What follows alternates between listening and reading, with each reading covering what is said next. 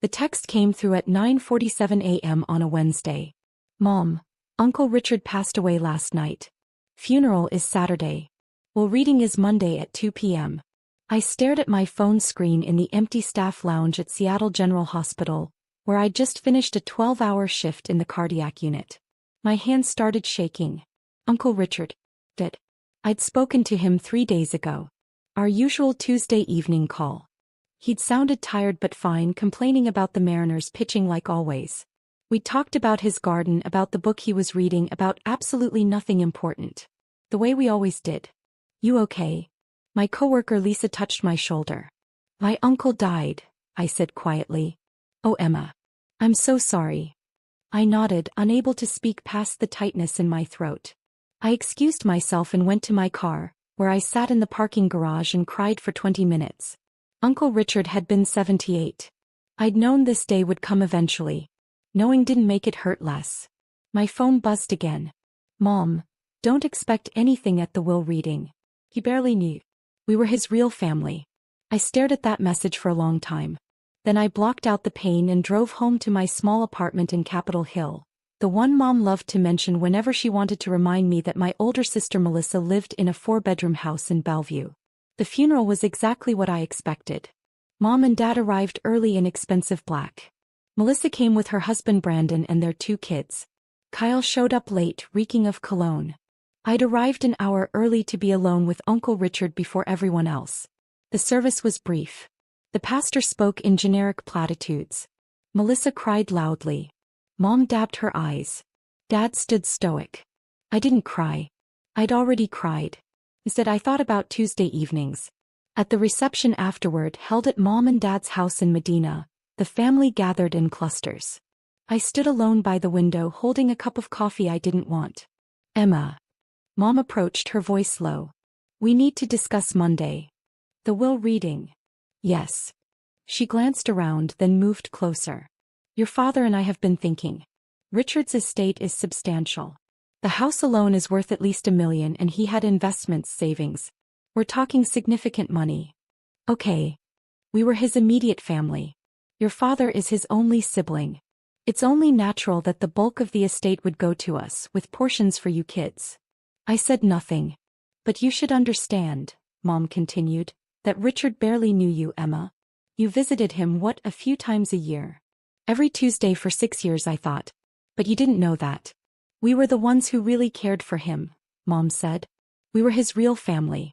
So when the will is read on Monday, don't expect anything significant. Maybe a small token amount. That would be appropriate. Okay, I said quietly. Dad joined us, drink in hand. Emma. Your mother's right. Richard and I were close. Brothers. You understand how inheritance works. It goes to immediate family first. When was the last time you saw him? I asked. Dad frowned. What?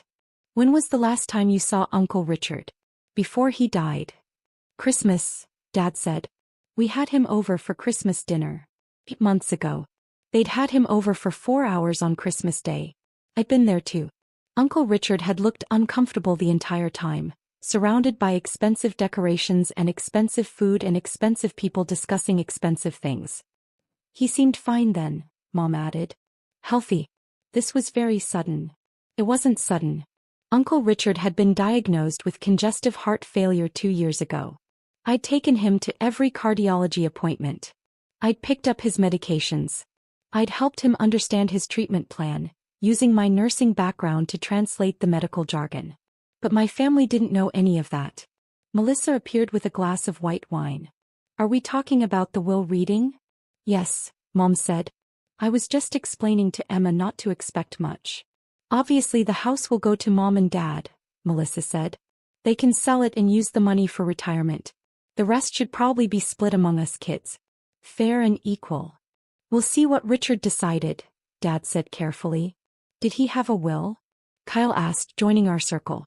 Of course he did, Mom said. He was very organized. His lawyer called to schedule the reading. Everyone named in the will has to attend. Everyone? I asked. You, me, your father, Melissa, Kyle, Mom listed. And a few others, I assume. Probably some charities. Richard was sentimental like that. Sentimental. They thought Uncle Richard was sentimental. Uncle Richard was practical, logical, direct. He didn't believe in wasting time or money. He'd worked as a structural engineer for 40 years, retiring at 65 with a solid pension and smart investments. He'd bought his house in Ballard in 1982 for $95,000. It was now worth $1.2 million. I knew all this because we talked about it every Tuesday for 6 years. But my family thought he was just a sentimental old man who handed out candy to his nieces and nephews at Christmas. The reception wound down. I helped clean up as I always did while Melissa supervised and Mom directed. Dad retreated to his office. Kyle left early, claiming he had plans. "See you Monday," Mom said as I was leaving. 2:00. "Don't be late." "And Emma?" He touched my arm. "Try to dress professionally. This is important." I drove home thinking about the first time I'd really talked to Uncle Richard. I'd been 24, fresh out of nursing school, drowning in student debt. I went to his house to drop off something Mom had asked me to deliver. Uncle Richard had invited me in for coffee. We talked for 3 hours. He was funny, but intelligent. He asked about my work, really asked. He listened to my answers. No one else ever asked me about work. Before I left, Uncle Richard said, "You should come back next week. I make pretty good coffee." I came back. And kept coming back. Every Tuesday evening for 6 years straight. He became my best friend. And no one in my family knew. They knew I visited Uncle Richard sometimes. Mom would mention it occasionally, usually as a criticism. "You should spend less time with that old man and more time building your career. Or find a boyfriend instead of wasting your evenings." But they never asked what we talked about. They never asked why I went. They assumed I was just being nice to a lonely old relative. They had no idea that Uncle Richard had been the only person in my family who actually knew me. Monday arrived too quickly and not quickly enough. I took the day off work. I dressed in my best professional clothes. Black pants, white blouse, blazer. The outfit I'd bought for job interviews but rarely wore. The law office was in downtown Seattle on the 34th floor of a sleek glass building. The waiting room had floor-to-ceiling windows overlooking Elliott Bay. Mom and Dad were already there when I arrived at 1:55 p.m., sitting on a leather sofa talking quietly. Melissa and Brandon sat across from them. Kyle was on his phone in the corner. "Emma." Mom stood. "Finally. We were worried you'd be late." "It's 1:55. The meeting is at 2. Early is on time is late," Mom said, one of her favorite phrases. The receptionist smiled at me. "You must be Emma Chin. Mr. Hartwell is expecting you. You can all go in now." We filed into a large conference room. Dark wood table, leather chairs, law books lining the walls. Very official. Very intimidating. A man in his 60s stood as we entered. "Good afternoon. I'm Robert Hartwell, Richard Chen's estate attorney. Please everyone have a seat." We arranged ourselves around the table. Mom and Dad sat at one end, the power position. Melissa and Brandon beside them. Kyle across from them. I sat at the far end, as far from everyone as possible. Mr. Hartwell opened a leather portfolio. "First, let me express my condolences. Richard was a wonderful man. I had the pleasure of working with him for over 20 years. Mom nodded graciously. "Thank you. He spoke highly of you." Had he? I'd never heard Uncle Richard mention his lawyer. "Before we begin," Mr. Hartwell said, "I want to clarify a few things. This will was executed 18 months ago in March of last year. Richard was of completely sound mind. The will was witnessed by 2 unrelated parties and notarized. It is legally binding." "Of course," Dad said. Richard also left instructions that I was to read the will in its entirety, with no interruptions, and then answer questions afterward.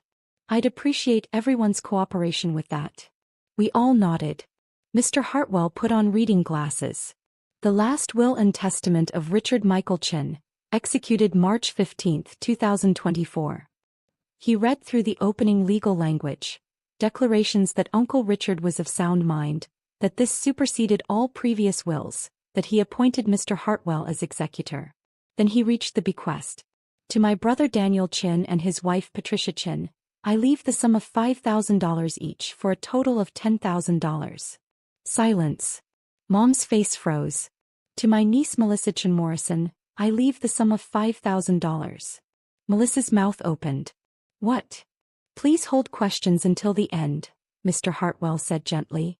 To my nephew Kyle Chin I leave the sum of $5,000. Kyle put his phone down looking confused.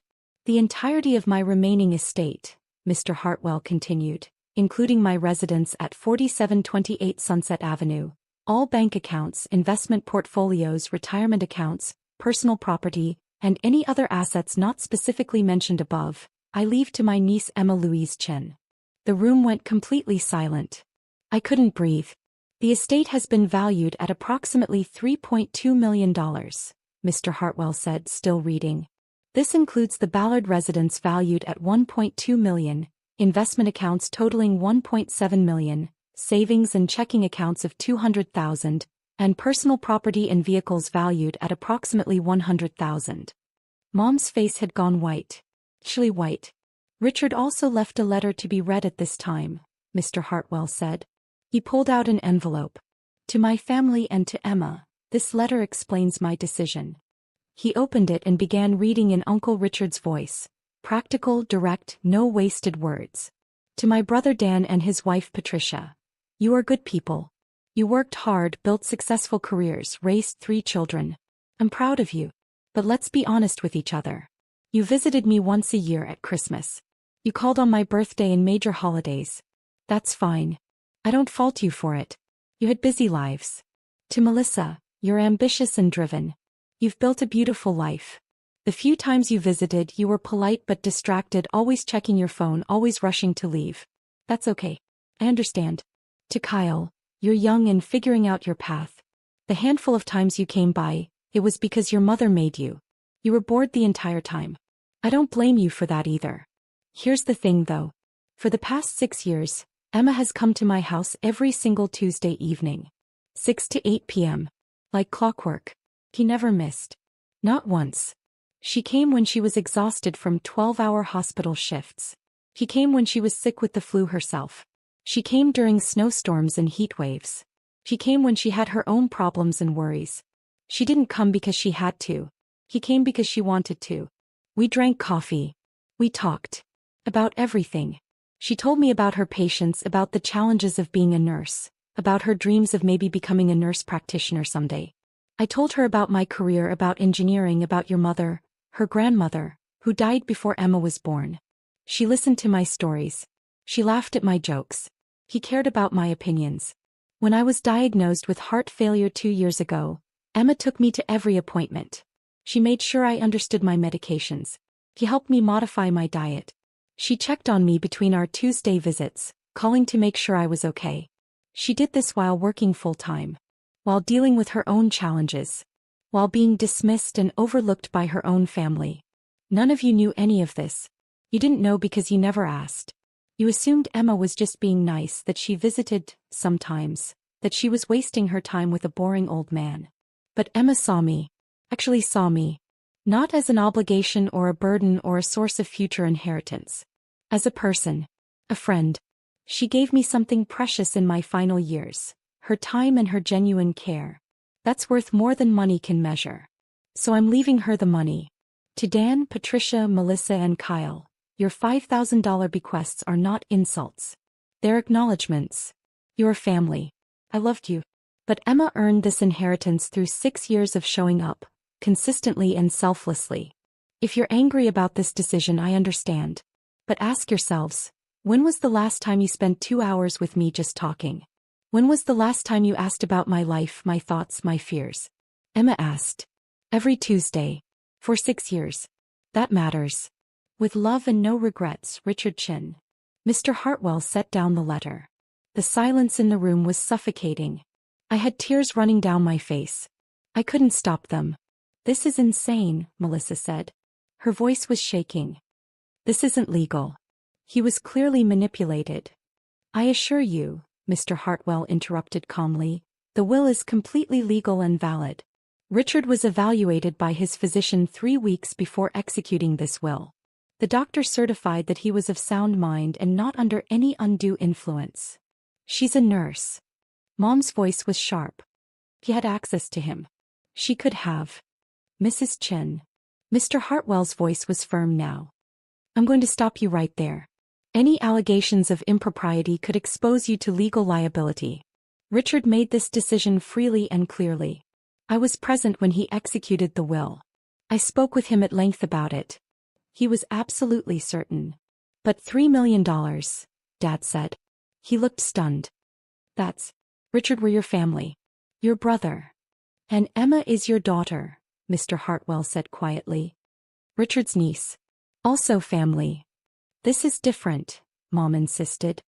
She spent a few hours a week with him. We spent decades.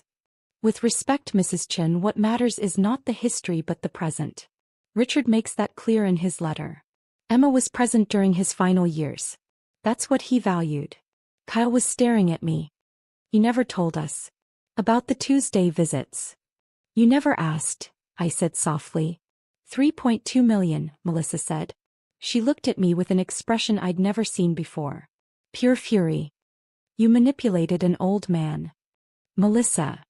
Brandon put his hand on her arm, but she shook it off. No. This is fraud. We're contesting this. We have to. That is your right, Mr. Hartwell said. However, I must warn you that any contest will be expensive and, in my professional opinion, doomed to fail. Richard anticipated this possibility. He left detailed documentation. Phone records showing Emma's daily check-in calls. Visitor logs from his doctor's appointments showing Emma attended every single one while none of you attended any. Receipts for medications, groceries, and care items that Emma purchased for him. Testimony from neighbors who only ever saw Emma visiting. He pulled out a thick folder. Richard was an engineer. He documented everything. If you contest this will, all of this evidence will be presented in court. It will show quite clearly that Emma provided years of care while the rest of the family provided minimal contact. Mom's face was red now. We had busy lives. Careers. Responsibilities. So did Emma, Mr. Hartwell said. She's a full-time cardiac nurse. She still found time. How long would a contest take? Dad asked. He sounded tired. 6 months to a year typically. Legal fees would likely run $25,000 to $50,000. And again, based on the evidence, you would almost certainly lose. The court would likely award Emma her legal fees as well, meaning you'd be responsible for those costs on top of your own. So we're just supposed to accept this? Melissa demanded. That's your decision to make, Mr. Hartwell said. But yes, I would strongly advise accepting it. He turned to me. Emma, do you have any questions? I wiped my eyes. When did he decide this? To leave everything to me. We discussed it about 2 years ago, shortly after his diagnosis. He'd been thinking about it for a while. He told me he wanted to ensure the person who actually cared for him would benefit, not just the people who assumed they'd inherit because of a family tree. He never said anything to me. He didn't want it to affect your visits. He wanted to make sure you were coming for him, not for an inheritance. Though he told me he knew that was never your motivation. Fresh tears spilled over. Uncle Richard had known. Of course he had. He'd known I loved him. That I came every Tuesday because I wanted to, not because I expected anything. This is bullshit, Kyle muttered. Kyle. Mom snapped. What? It is. Emma gets $3 million because she drank coffee with the guy. She did considerably more than that, Mr. Hartwell said. But regardless, this is Richard's decision to make. It was his money. His estate. His choice. What happens now? Dad asked. The estate will go through probate, which typically takes 4 to 6 months. As executor, I'll manage that process. Emma will inherit the house and all assets once probate is complete. The $5,000 bequests to each of you will be distributed first, within 30 days. $5,000, Melissa laughed bitterly. After all the years. All the years of what? I said quietly. Everyone looked at me. All the years of visiting once? Of calling on holidays? Of treating him like an obligation? How dare you, Mom said. I'm not saying it to be cruel. My voice was steady now. But Uncle Richard was right. You barely knew him. None of you did. You knew he existed. You knew he was family. But you didn't know him. And you did. Melissa challenged. Yes. I knew his favorite book was Lonesome Dove. I knew he cried when his wife died 20 years ago and never really got over it. I knew he was scared of dying alone. I knew he loved the Mariners but thought they'd never win a World Series. I knew he voted for Democrats even though his engineering colleagues all thought he was crazy. I knew he wanted to visit Japan but never did because Aunt Lily died before they could take the trip. I looked around the table. Did any of you know any of that? Silence. He was just Uncle Richard, Kyle said defensively. The old guy we saw at Christmas. Exactly.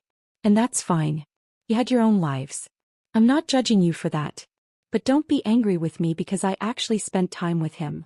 You're taking advantage of an old man's loneliness, Mom said coldly. No. I was giving him companionship.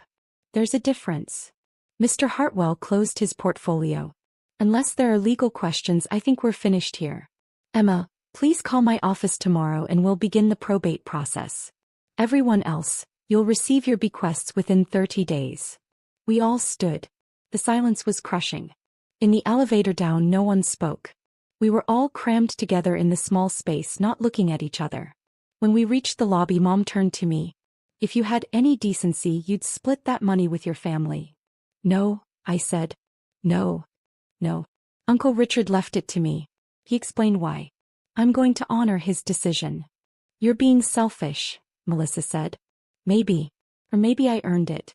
Either way, it's mine now. I walked away from them out into the Seattle afternoon.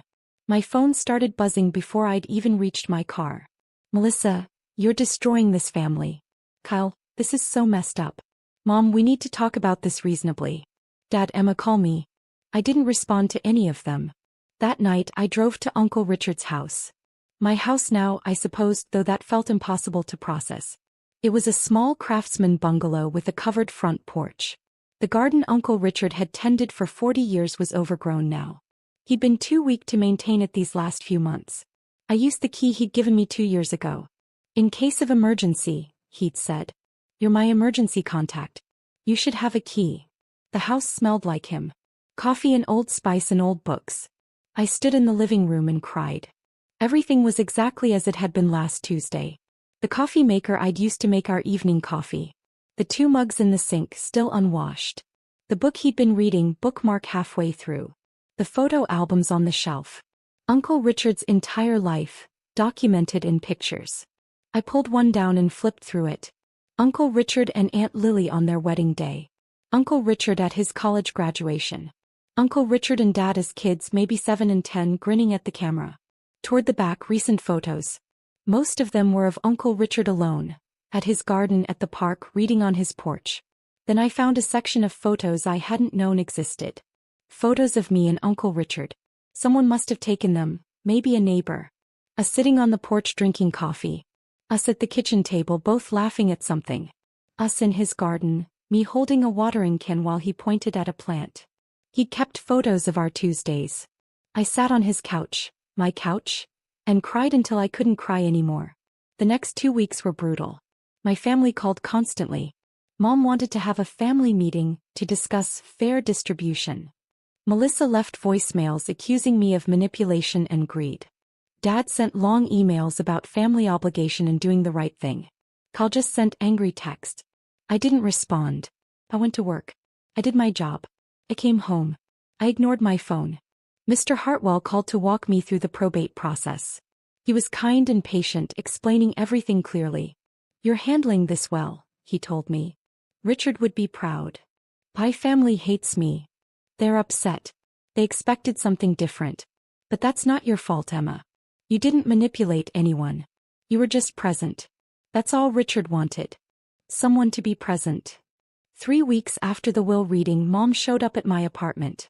We need to talk, she said when I opened the door. I let her in because I was too tired to fight. She sat on my worn couch in my small apartment and looked around with barely concealed disdain. You're really going to keep living here? You're about to inherit millions. I haven't inherited anything yet. Probate takes months. Emma. She leaned forward. Be reasonable. That money should go to the family. All of us. Richard was confused at the end. He didn't understand what he was doing. He wasn't confused. He was very clear. You manipulated him. I visited him. Every week. For 6 years. That's not manipulation. That's showing up. You knew he had money. Actually, I didn't. Not exactly. We never discussed his finances in detail. I knew he owned his house. I knew he had a pension. But I didn't know about the investments or the exact amounts. And I didn't care. I don't believe you. I know you don't. But it's true. I visited Uncle Richard because I liked him. Because he was my friend.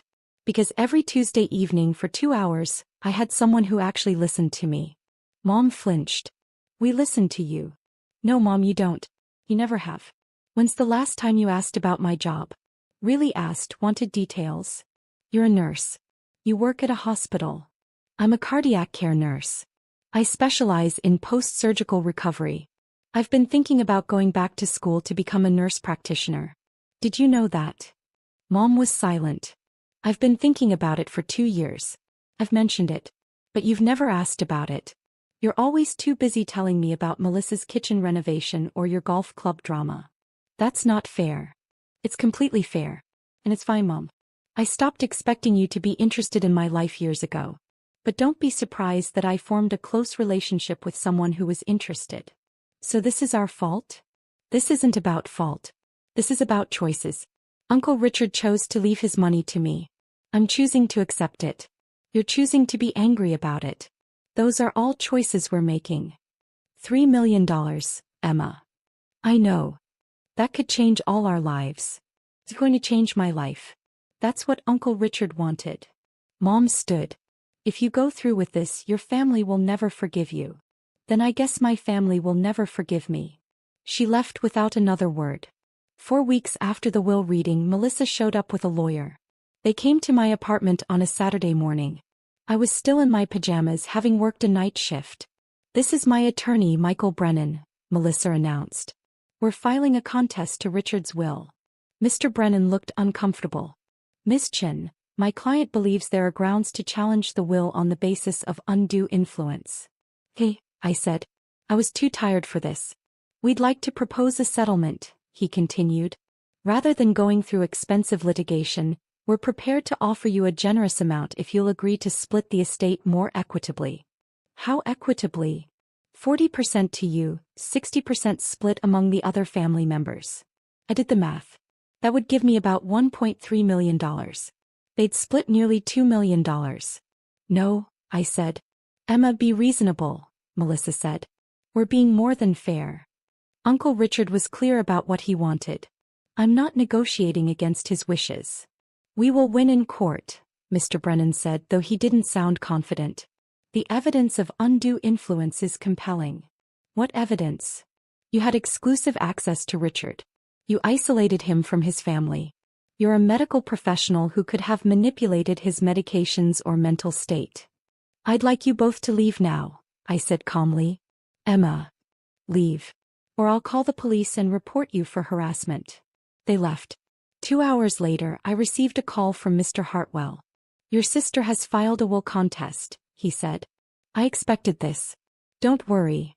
Should I be worried? No. Frankly, they have no case. I spoke with their attorney. He knows it too. He's doing this because Melissa is paying him to. But it will fail. How long will it take? 4 to 6 months for the court hearing. The judge will review the evidence and make a ruling. Based on what we have, I'm confident we'll prevail. And if they lose? They'll be responsible for their own legal fees, likely $25,000 or more. And the judge may award you your legal fees as well, which they'd have to pay.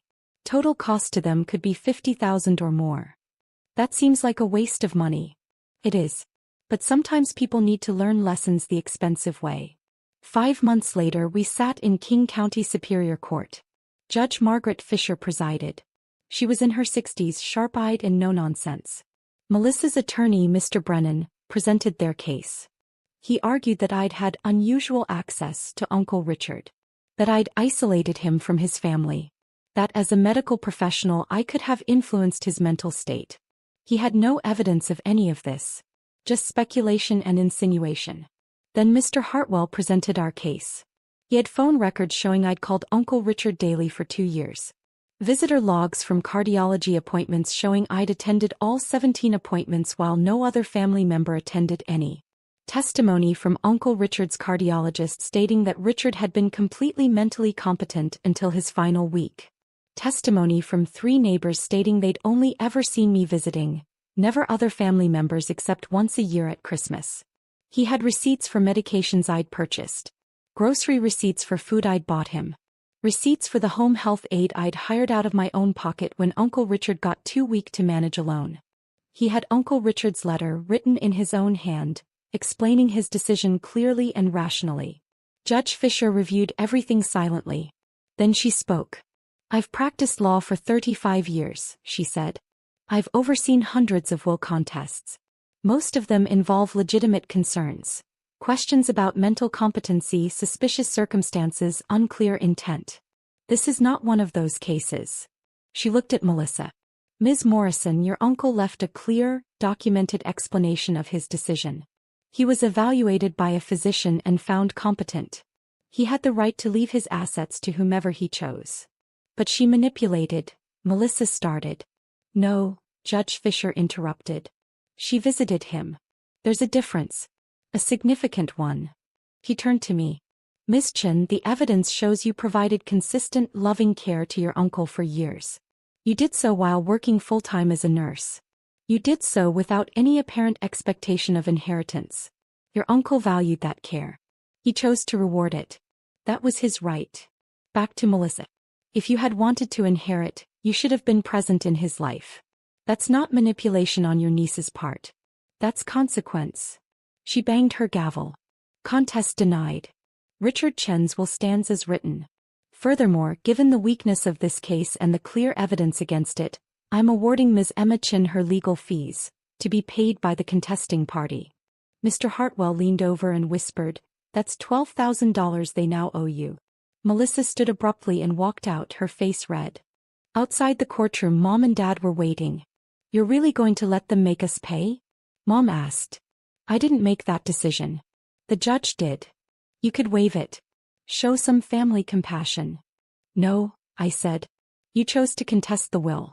You lost. These are the consequences." I walked away from them for the second time. 6 months after Uncle Richard's death, the estate cleared probate. I took possession of the house, the bank accounts, the investments, $3.2 million. I sat in Uncle Richard's house, my house, on a Tuesday evening drinking coffee like we used to. The house was quiet. Too quiet. Uncle Richard had wanted me to build the life I deserve. I thought about what that meant. I called Mr. Hartwell. "I want to set up a scholarship fund for nursing students who are first-generation college students working their way through school. $50,000 a year. That's very generous. Uncle Richard paid for his own college by working construction. He'd appreciate this. I'll set it up. And $100,000 to cardiac research. In his name." I made my decisions over the following weeks. I moved into the Ballard bungalow with its memories of Tuesday evenings. I enrolled in a nurse practitioner program at the University of Washington. 2 years part-time, no loans needed. I hired a gardener to restore Uncle Richard's garden to how it looked when he tended it. The scholarship fund's first recipient was a 22-year-old single mother. She cried when I told her. I cried too. My family didn't speak to me for months. Then Kyle texted, "Hey, can we talk?" We met at a coffee shop. "I wanted to apologize," he said. "I was angry, jealous. But you didn't steal anything. You earned it." What changed? I realized I can't remember a single real conversation with Uncle Richard. Every time I saw him, I was on my phone. I didn't care about him. I just cared about what he could give me. We talked for an hour. Really talked. "I don't know if Mom and Dad will come around," Kyle said. "Or Melissa. But I'm glad Uncle Richard left everything to you. You deserved it." A year after Uncle Richard's death, Dad called. "Emma, I'm calling to apologize. Your mother and I were wrong. We were angry because we felt entitled. But we didn't earn it. You did." His voice cracked. "I called Richard 4 times a year. Saw him once. I told myself that was enough. But we weren't close. We were just related. You had a real relationship with him. That's my failure, not yours. I loved him, Dad. I know. And he loved you. I'm sorry for how we treated you. For not seeing what you were doing. For being angry instead of proud." I forgive you. But I'm not giving back the money. I know. And I'm not asking. That money is yours. Richard wanted you to have it. I respect that now. Mom called 2 days later with a more difficult apology. He was trying. Melissa never apologized. 2 years of silence. Then a cancer scare brought us to the hospital. I visited with flowers. Why are you here? She asked. Because you're my sister. And because I'm a nurse. And because I know how scary this is. We both cried. It was a start. 3 years after Uncle Richard's death, I completed my nurse practitioner degree. I took a job at a cardiology clinic specializing in heart failure patients, the same condition Uncle Richard had. I helped patients understand their medications, their prognosis. I made sure no one faced their diagnosis alone. It felt like honoring Uncle Richard's memory. I still lived in his house. On Tuesday evenings I'd sit on the porch with coffee and talk to him about my week, my patients, my life. The scholarship fund had helped 12 students. 3 graduated and became nurses. They sent thank you cards with photos in their scrubs. Uncle Richard would have loved that. My family relationships slowly healed. Dad and I talked every few weeks. Mom was trying. Kyle and I rebuilt something real. Melissa and I worked on it over coffee. It would never be perfect. But it was something. I thought about Uncle Richard's gift often. Not just the money but what it represented. Someone had seen me. Had valued me. Had loved me. He'd given me the knowledge that I was worth showing up for. That my time mattered. That my care mattered. That I mattered. That was the real inheritance. The money was just proof.